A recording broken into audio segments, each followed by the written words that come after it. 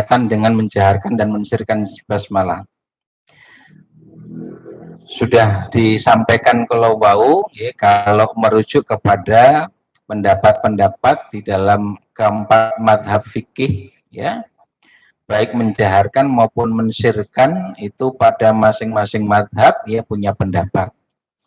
Dalam madhab Syafi'iyah menjaharkan, ya, dalam madhab Hanabilah, ya, itu mensirkan, dalam madhab Malikiyah itu sama sekali tidak membaca basmalah.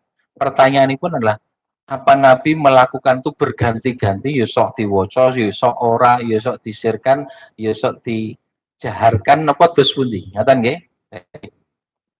Baik. Bapak Ibu jamaah rahimakumullah, dalam memperoleh informasi keterangan kados pundi Nabi menika anggenipun nindakake salat, kan Nabi le dawuh shollu kama raaitumuni usolli.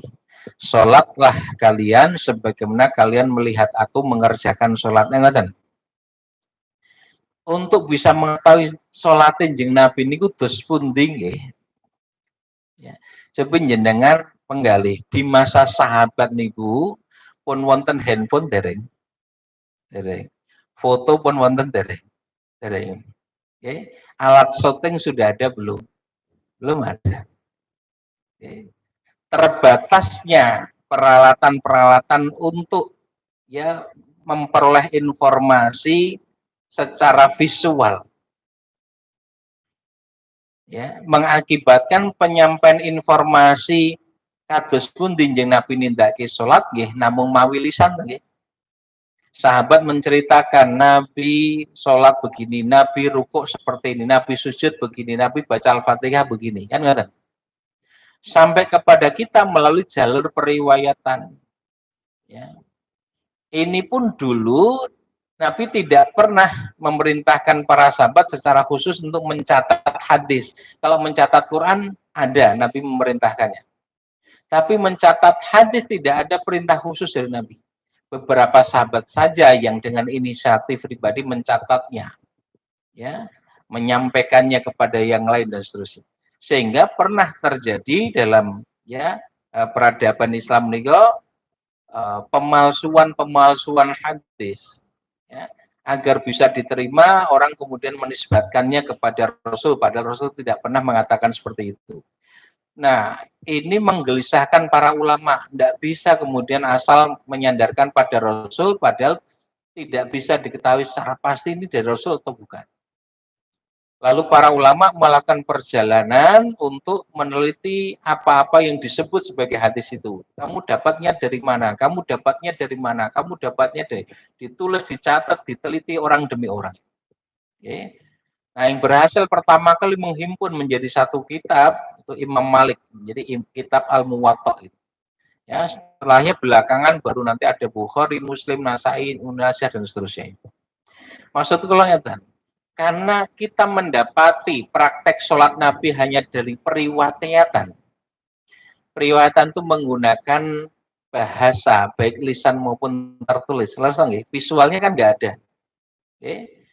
Nah, periwayatan dalam bentuk, ya, tulisan atau keterangan yang didapatkan dalam bentuk lisan itu memungkinkan tafsir yang berbeda. Harus betul. Ya. Sehingga misalnya hadis-hadis yang dijadikan dalil dalam praktek mensirkan bacaan basmalah, ya, itu menyatakan begini, ada beberapa hadis, ya, riwayat Bukhari. Sahabat membawakan hadis itu mengatakan, aku pernah sholat di belakangnya Rasulullah, pernah juga di belakangnya Abu Bakar, pernah juga di belakangnya Umar, pernah juga di belakangnya Utsman. Maksudnya pernah jadi makmumnya Rasul, pernah jadi makmumnya Abu Bakar, Umar, Utsman. Mereka semua memulai sholatnya dengan Alhamdulillahirabbil alamin. Okay. Mereka semua memulai sholatnya dengan Alhamdulillahirabbil alamin. Kalau ini yang dijadikan dalil, maka bisa dua pengertian. Memulai dengan Alhamdulillahirabbil alamin itu basmalahnya dibaca pelan atau enggak dibaca sama sekali. Kan itu. dalam mazhab Malikiyah difahami tekstualnya nggak ada penjelasan basmalah itu dibaca. Mereka memulai dengan Alhamdulillahirabbil alamin, maka ya langsung alhamdulillah, bahkan basmalah pun tidak dibaca dalam mazhab Maliki. Okay. Tapi dalam mazhab Hanabilah dan Imam Hanafi, basmalah dibaca tetapi secara sir. Okay. Nah, kenapa difahami ini basmalahnya tetap dibaca tapi secara sir? Karena didapati satu riwayat bahwa basmalah itu bagian dari suratul Fatihah. Okay. Sehingga difahami walaupun memulainya dengan Alhamdulillah Rabbil Alamin, tapi satu ayat ini karena bagian dari Al-Fatihah, di satu riwayat disebutkan, maka pasti dibaca, hanya mungkin tidak terdengar. Tafsirnya begitu. Sehingga, oh berarti basmalahnya dibaca secara sir ini. Kan mungkin juga tafsiran seperti itu. Okay. Nah, bagaimana dengan menjaharkan basmalah? Ada satu hadis sahih juga. Jadi Nabi bisa cek di dalam HPT, Himpunan Putusan Tarjih. Dikutipkan riwayatnya, satu saat Abu Hurairah ya radhiyallahu an itu datang di kumpulan sahabat, kemudian mengatakan kepada para sahabat, sesungguhnya demi Allah, sesungguhnya aku ini orang yang paling mirip sholatnya dengan sholat Rasulullah. Lalu dia mengimami para sahabat, kemudian dia membaca Bismillahirrahmanirrahim secara jahar. Alhamdulillahirabbil alamin dan seterusnya. Berdasarkan ini kemudian basmalah dijaharkan. Merujuk kepada prakteknya Abu Hurairah, dia mengatakan aku ini sholatnya yang paling mirip dengan Rasul. Ya, dari situ berarti menjaharkan basmalah leres. Ya, mensirkan basmalah juga bisa dibenarkan berdasarkan hadis yang sahih kalau okay. Nah, praktek yang berbeda sangat mungkin dilakukan semuanya. Ya. Untuk apa? Nah, ini masuk di hikmatut tasyrik. Maksud ada hikmah pensyariatan. Adanya praktek yang berbeda bisa menjadi pilihan yang memudahkan atau meringankan. Ya. Contoh yang lain sebelum ke basmalah. Ya. Di hadis riwayat Bukhari ada dua lafal hadis, isinya berbeda.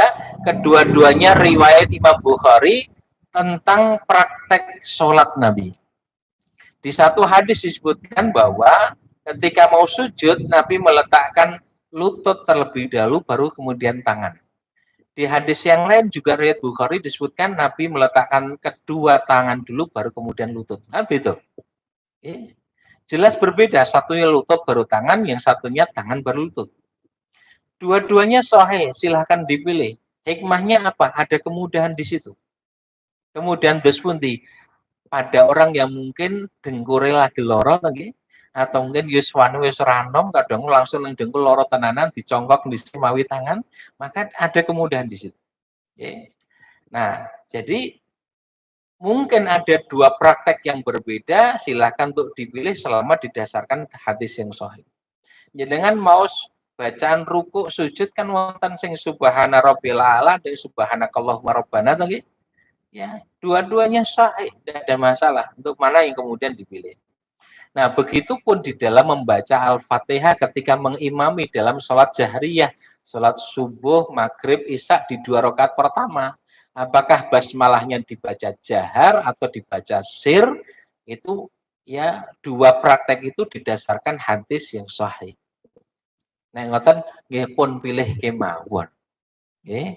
Tidak perlu kemudian dipersoalkan sebagai ya pilihan dalam mengamalkan agama mana yang lebih mudah untuk kita lakukan. Ya, saya kira begitu, Pak. Ya, wallahu a'lam bishawab. Enggak.